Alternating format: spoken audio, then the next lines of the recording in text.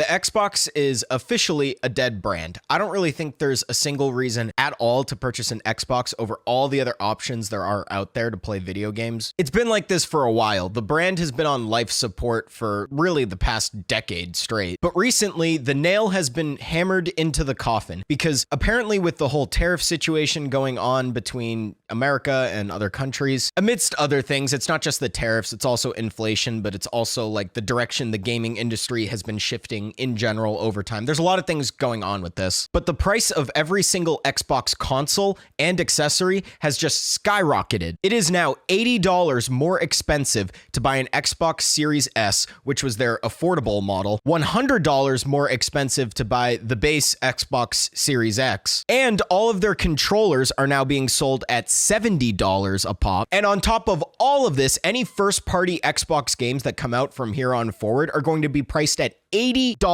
Microsoft is just completely selling out on this brand at this point. They know this is it. They know it's the last hurrah. They know that the fat lady is warming up her vocal cords. And like I said, been a long time coming, but we're finally here. Ever since the Xbox Series S and Series X came out, I've been saying this whole time that it's probably the most useless console to ever exist. The reason it's useless is because the truth is, if you are a real video game enjoyer, you're a real gamer, you want to play the best that the industry has to offer. For starters, the PlayStation exclusives have been superior for the past 2 generations in a row. The first-party games that come out on PlayStation are just always superior when compared to the Xbox's first-party games. The only exclusive Xbox games to ever really pop off were Halo way back in the day when it redefined the arena shooter genre, and then Gears of War for a hot minute in the early 2010s. And then maybe a lot of people have said a lot of good things about Sunset Overdrive when the Xbox One came out. I've still never played the game. That's it though. That's the heaviest of heavy-hitting Xbox exclusives. It has never stacked up to Ratchet & Clank, Uncharted, the Marvel Spider-Man game, The Last of Us, and that's just to name a few. I could go on and on and on. It's been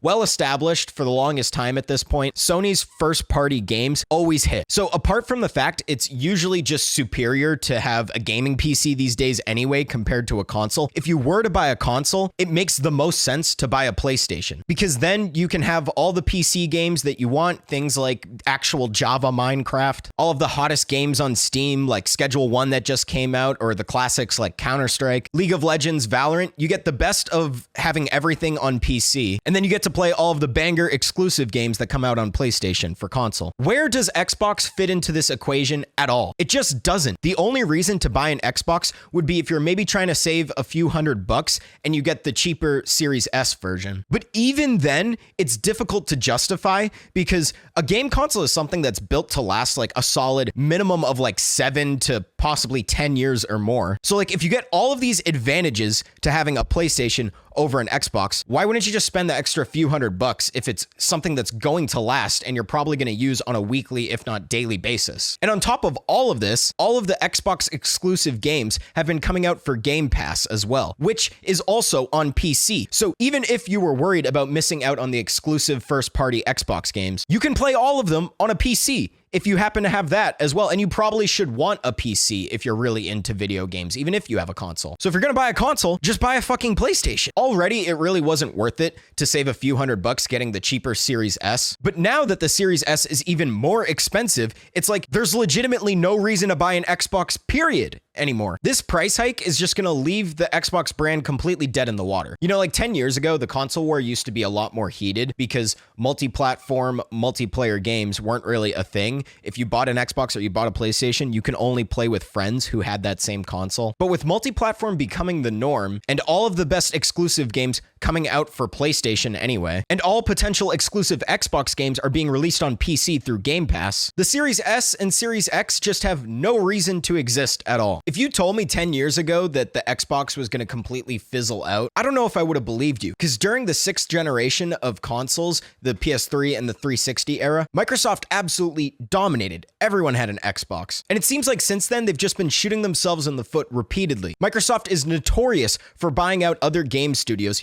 in hopes of bolstering their first-party exclusive titles. And every single game studio they've ever purchased has just completely gone down the drain. Getting your company bought out by Microsoft is just a fucking fucking death sentence because they're never going to do anything with the titles that they purchased the rights to. But really, exclusive games aside, the brand really started declining after the release of the Xbox One. The reveal for the Xbox One is historically awful. They spent the whole showcase just focusing on TV compatibility being built into the Xbox One. They announced at the time that it had to always be online for it to even work and play games. And they announced that the DRM was going to be so intrusive that it wouldn't even matter if you own a physical copy to a game or not, because everything you purchase was going to be tied to your account, meaning you wouldn't even actually own your games. You're just buying the rights to play them through Microsoft, which is absolutely batshit insane. The DRM meant that you couldn't just buy a game on a disc and share that disc with a friend. All Sony had to do after that was just dab on them, hit a finishing move where they released a tutorial showing you how to share your games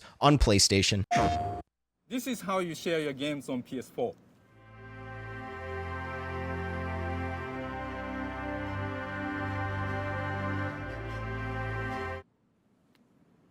Thanks. PlayStation.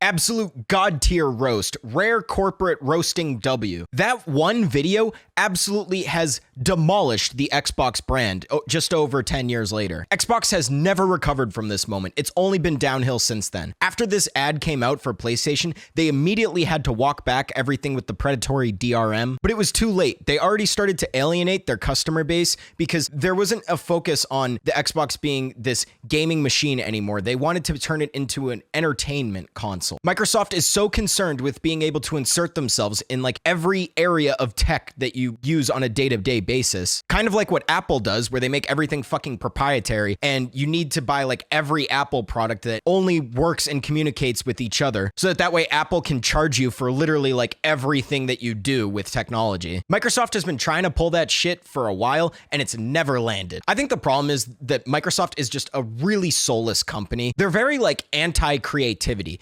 They've never pushed the boundaries of what tech can do. They've only ever taken bits and pieces of technology that other people have already released and then repurposed it under their own brand. Like the original Xbox was just created purely to capture some of the video game market for their shareholders. And then the 360 wasn't a very impressive console by any means, but they were able to capitalize on the fuck-ups when the PlayStation 3 came out. PS2 is the most sold console in history. Everybody had a fucking PS2, but the PS3 launch was a little scuffed. The PS3 launched a whole year after the Xbox, and it was significantly more expensive at the time. And on top of that, third-party developers weren't too thrilled about the PlayStation's Cell processor. The Cell CPU in the PS3 was an attempt for PlayStation to push the boundaries in the gaming industry. It was supposed to give developers access to creating like much more impressive games than would have been technologically capable. The Cell processor was intended to give developers new tools to create bigger and better and crazier games, but it ended up being extremely difficult to code for. And that's where the Xbox 360 slid in, where it came out a year earlier, was cheaper,